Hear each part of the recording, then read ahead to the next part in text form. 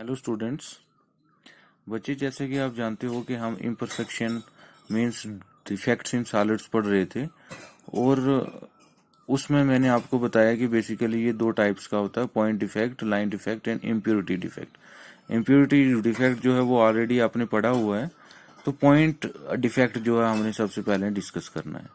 तो बच्चे, point defect में मैंने आपको क्या बताया था कि पॉइंट डिफेक्ट में जो होता है रिप्लेस होता है या सब्स्टिट्यूट होता है, तो कहीं से भी एक आइटम जो है वो एक आइटम हो सकते हैं, दो आइटम हो सकते हैं, लेकिन एटम होंगे वो अलग अलग जगह से होंगे, तो उसे हमने कहा पॉइंट डिफेक्ट। और जो एक पूरी रो जो है वो चेंज हो जाए तो उसको हमने लाइन डिफेक्ट कहा। अब बच्चे, क्या होता है कि point defect basically two types का होता है, स्टिक्योमेट्रिक डिफेक्ट और नॉन स्टिक्योमेट्रिक डिफेक्ट। याद रखना है, स्टिक्योमेट्रिक डिफेक्ट ये मैथमेटिकली एक टर्म है, स्टिक्योमेट्री, जिसका मतलब होता है रेशियो, कि रेशियो स्टिक्योमेट्री में सेम रहती है, ये याद रखना है।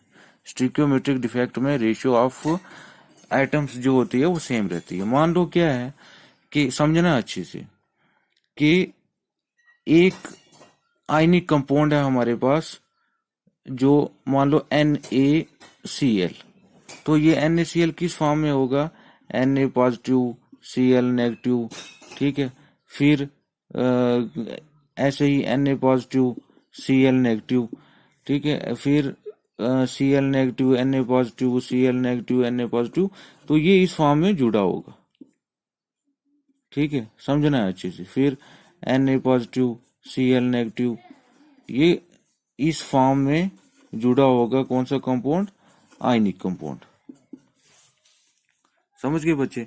तो अब ये कह रहा है कि स्टिक्योमेट्रिक डिफेक्ट ये होता है कि जिसमें, अब मैंने आपको बताया कि जिसके ऊपर पॉजिटिव चार्ज है उसको हम क्या कहते हैं, कैटाइंस, और जिसके ऊपर नेगेटिव चार्ज है, ये आपने पढ़ा है कि उसको हम क्या कहते हैं, एनाइंस कहते हैं। अब यूजुअली कैटाइंस का साइज याद रखना है कि ये जैसे Na पॉजिटिव, इसका साइज स्मॉल होता है, और Cl नेगेटिव का जो साइज होता है वो लार्ज होता है। कोई भी एनाइनिक जो आयन होगा उसका साइज ज्यादा होता है, और जो एटाइनिक होगा उसका साइज छोटा होता है। तो स्टिक्योमेट्रिक डिफेक्ट ये है कि जिसमें रेशियो ऑफ कैटाइंस और रेशियो ऑफ एनाइंस जो है वो इक्वल हो, दोनों आपस में सेम हो, ठीक है। अब मान लो एक Na बाहर जाता है तो एक Cl बाहर जाएगा, दो Na बाहर जाते हैं तो दो Cl बाहर जाएंगे।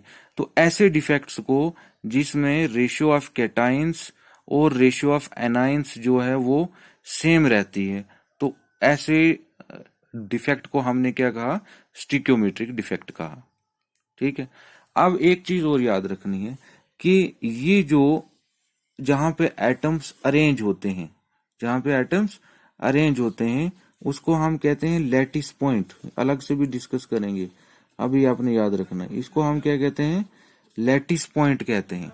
और ये वाली जगह, ये बीच वाली जगह जो इस स्क्वायर के बीच में होती है, इसे हम कहते हैं इंटरस्टिशियल साइट्स। अभी ये आगे काम आएगा, आपने सुनना है, इसे हम क्या कहते हैं, इंटरस्टिशियल साइट्स कहते हैं। जहां पे एटम्स अरेंज्ड हैं उसे हमने क्या कहा, लैटिस पॉइंट।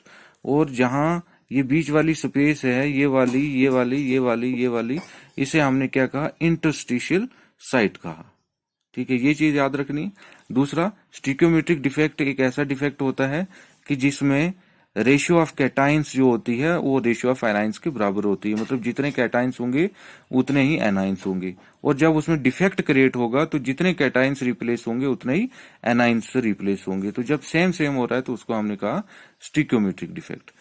तो इसी का अपोजिट है हमारे पास नॉन स्टिक्योमेट्रिक डिफेक्ट। कि नॉन स्टिक्योमेट्रिक डिफेक्ट एक ऐसा डिफेक्ट होता है जिसमें कैटाइंस और एनाइंस की रेशियो जो है वो सेम नहीं होती है।